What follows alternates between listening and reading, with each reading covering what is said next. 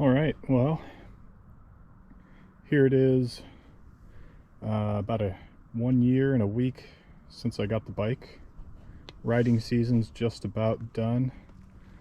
Rain's starting to pick up and it's gonna start snowing up in the mountains pretty soon. Got 81 hours on the bike now. I'm just gonna go over what's been going on. Mostly no trouble at all, since I've had the few issues that I fixed. This oil puking out of the transmission issue, I have a video fix on my channel about that and what the deal was. It was as simple as changing the vent from this location to this location, and no more problems at all. Because of that leaking, and I had the vent up here, or not leaking but puking oil, it started to delaminate this sticker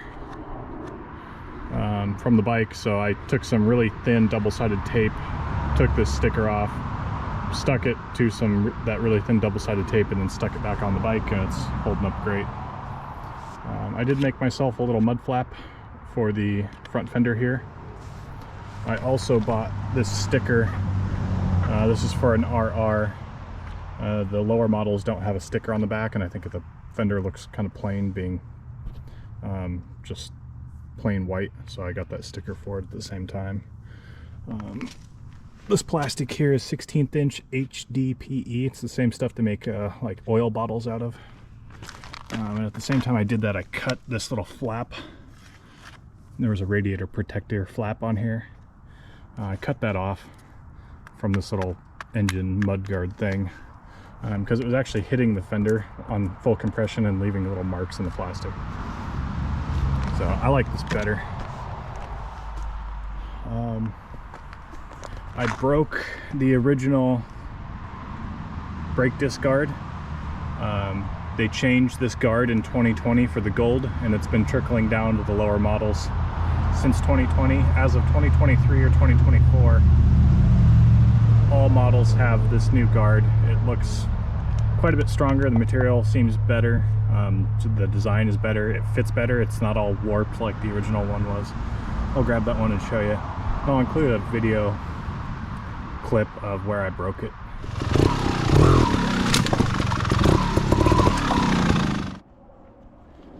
So here's the original guard. It's a much more brittle feeling plastic. It was shiny, whereas this one's matte.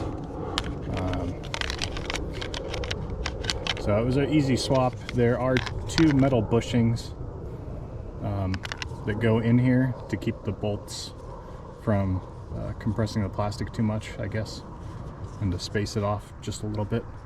But you see it broke right there, and it never fit very well anyways. I never liked it, so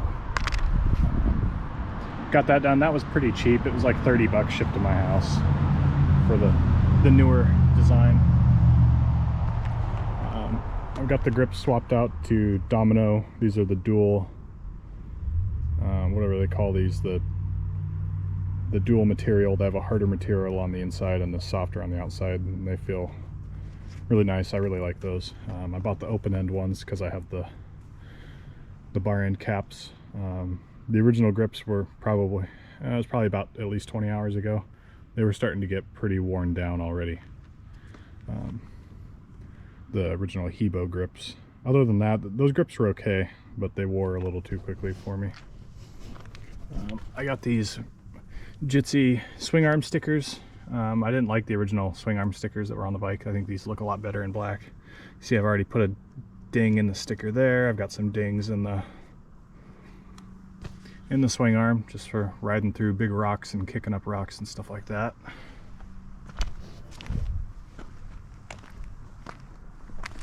Did manage to put a nice dent here and an even nicer dent down here, all on the same move on a rock. If you look at my Bishop Ridge video, you'll see in that video where I crashed and did that. So I'm pretty bummed about that, but oh well. And I've managed to, I don't know what this was. I have no idea. That's new. But I managed to stick my riding pants right to the pipe when it was hot, and right above the leather on the pants, of course, and melted them to the pipe, so the pipe looks kind of ugly now. So that's a bummer. I did put, you see this little sensor probe in the radiator there. I had a temp sensor gauge, a Trailtech temp sensor gauge on the bike.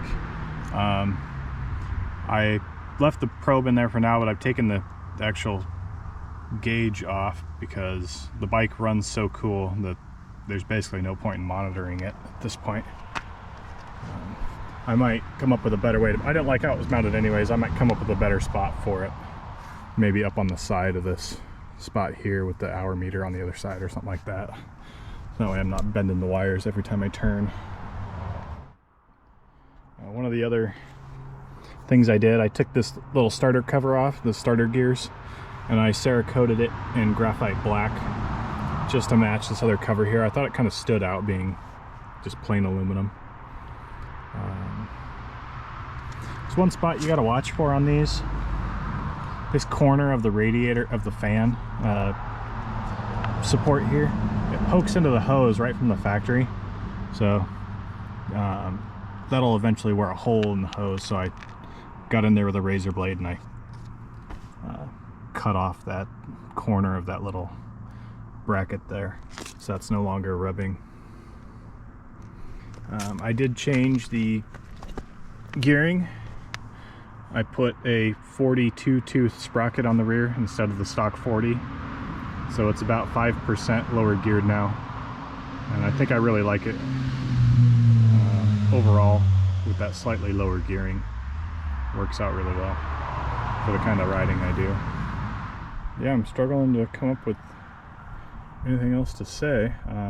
Like I said, 81 hours on the bike, riding the crap out of it, and it's holding up really well, other than the initial water pump leak that I had and the transmission oil puking problem, which I've addressed.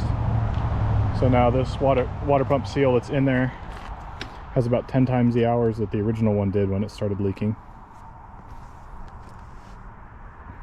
Overall, really love the bike,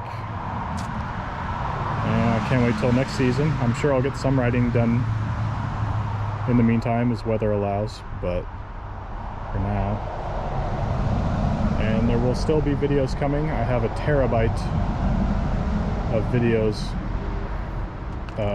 to edit and publish still.